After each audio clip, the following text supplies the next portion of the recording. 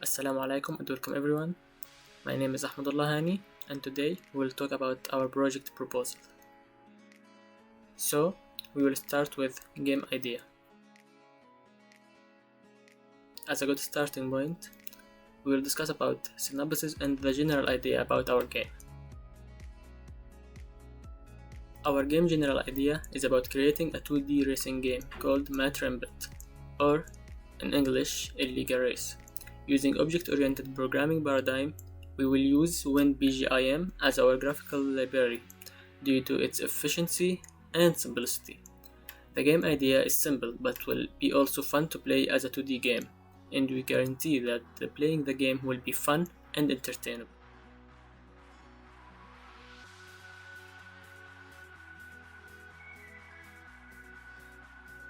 Moving to the game mission, as a group, we decided that the game needs to have a clear mission to be playable. Our racing game mission is to reach the highest score without hitting any obstacle that will be on the road, and trying to collect coins as much as possible. Also, the car will be able to protect itself by trying to destroy the obstacles before hitting it, not to lose lives.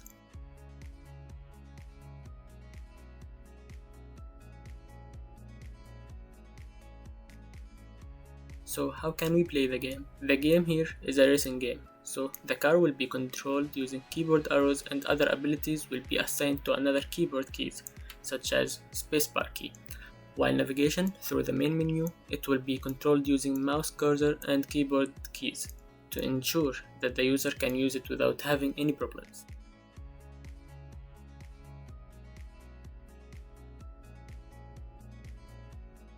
So, moving to the last part of our game idea, which is the scoring part. In our scoring part, we will try to use several scoring methods in our game as much as we can, such as the highest distance, the coins collected, obstacles destroyed, and lives remaining. Actually, the scoring part is the most important part at any game, because it gives the user or the players the opportunity to get a higher score every time. So now we will move to the next part with my friend Saviro.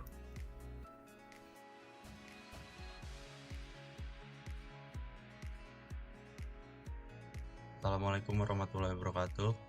I'm Savero Fajri. Now I'm going to present about determining a class and object. So first, class. A class is a blueprint for a data type. This doesn't actually define any data, but it defines what the class name means. And the object of the class will consist of what operations can be performed on such an object. So this is the example of the class. Moving to object. An object is created from class. We declare object of a class with the same sort of declaration that we declare variable of basic types, and this is the example of object. And now I'm going to show you the diagram for the classes and object. So we have 5 classes, 1, 2, 3, 4, 5. These are the classes: vehicle, life, and inside the class we have the object. Also an object. This an object. So our game will have 1 to multiple lives in each game, multiple vehicle, multiple object. It will only have 1 road, but inside the road there would be 3 lanes, and then it will show multiple score, which is high score, current score, and leaderboard. That's all from me. Thank you. Assalamualaikum warahmatullahi wabarakatuh.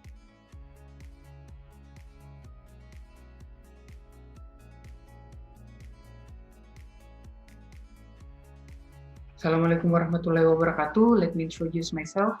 My name is Ahmad Zulfikar and my metric number is A19EC3003. So I'm from Ahmed Dalla Group. Today I will explain about my part. It's about array of object and encapsulation. So array of object is used to store object reference as a particular class. The array of type class contains the objects of the class as its individual elements. Thus, an array of a class type is also known as an array of object. An array of object is declared in the same way as an array of any built-in data type. So we're gonna see the example of the program and how the program gonna be run regarding to the array of object. So this is the example of the program. First, like we should to include the ice cream using namespace std and class rectangle, and we'll be continue with insert the public that include the intro length, int breadth, and rectangle. And the rectangle it will be add into what in L and int B, and it's gonna be continue with integer print area and return length multiply with breadth. And then after that we go back to the inter domain and rectangle L21 that we put number 8 and 5, and rectangle L2 we put 5 and 6. And we gonna be see out the area of the first rectangle that this one number it will be include to at the rectangle, and it's gonna be print the area. And it's the same way to the second rectangle. And when we run this program, it's gonna be shown like this, that the first area rectangle is 40 and the second rectangle is 30. It's same like we multiply 8 multiply with 5 and 5 multiply with 6, and the result will be here. And then next one is about the encapsulation. So encapsulation in normal term is defined as wrapping up of data and information under a single unit. In object-oriented programming, or OOP, encapsulation is defined as binding together the data and the function that manipulate them. To do the encapsulation, there is a two basic way. The first is make data overall data of member in private, and then the second is make a public setter and getter function for each data member in such a way that the set of function set the value of data member and get the function get the value of data member. So we're gonna see the example of encapsulation program, this one. So we include the ice cream as the basic one and all, and we use the class example in cap. In the private we internam, char, and public.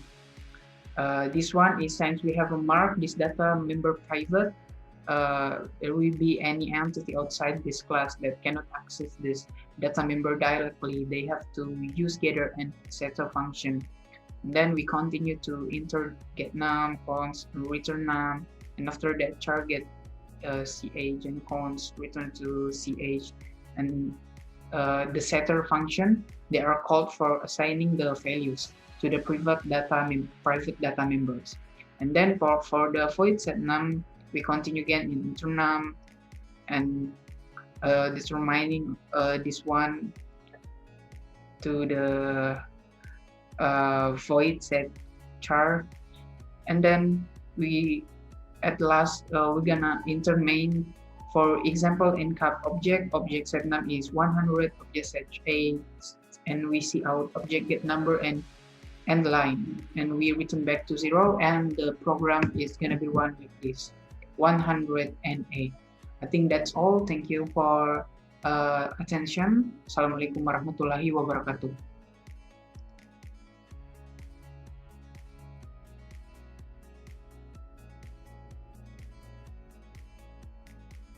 Okay, Assalamualaikum warahmatullahi wabarakatuh. My name is Anisofia Ashki binti Abdullah, and my metric number is A17KM0045. Okay, so I will be shared about association. Okay, association is defined as structural relationship that indicates that object of one classifier, such as a class and interface, and it is connected and can navigate to object of another classifier. So how to be classified as association? Okay, first, the associated object is otherwise unrelated to the object. Okay, second, the associated object can belong to more than one object at a time. Okay, the third one, the associated object does not have its existence managed by the object. And the fourth one, the associated object may or may not know about the existence of the object. Okay, so here we can see the example of patient and doctor. Okay, the doctor has the relationship with patient, but it is not as whole part of the relationship. It is more as a relationship. Okay, so doctor use patient to earn income, and the patient use doctor for the health purpose. Okay, so we go to the game part. So here is the relationship for our game, the racing game. Okay, so here is the game, and this is a vehicle, and here is object. Okay, so the player, which is the Mariam Pate, is use the object such as a coin to get marks. Okay, and also he tried to avoid. Okay, the player will try to avoid the traffic cone, the barrier, and the rock to maintain the mark for to maintain his the player's score. So we go to the polymorphism and inheritance. Okay, as we know, the polymorphism can happen when there is a hierarchy of class and related by inheritance. Inheritance allows us to define a class in terms of another class, which make it easier to create and maintain an application. When creating a class, instead of writing completely new data members and members function, the programmer can design that the new class should inherit the member of an existing class that was for the existing class is called as base, and the new one is called as the derived class. Okay, so we have base class and derived class for the inherited. Okay, so for polymorphism, it is meant by calling to a member of the function and will turn to a different function to be executed depends to the object that call the function. So here is the example, which is the area. Area for the class, for each class, it have the same function, which is the area, but to calculate the area is different, which is for triangle the formula is different, for area for rectangle is different, area for the class for triangle and area for the rectangle is different. So how to calculate it is different kind of formula. Okay, so here we can see the inheritance of the vehicle for the vehicle class. Okay, so we got the player car and the obstacle car. Okay, for the player car, the function, the action for each car is different for player car and the obstacle car. For player car, it is being played for it is controlled, the action is controlled by the user. However, for the obstacle car, the action is controlled by the computer. Okay, so that's all from me. Thank you.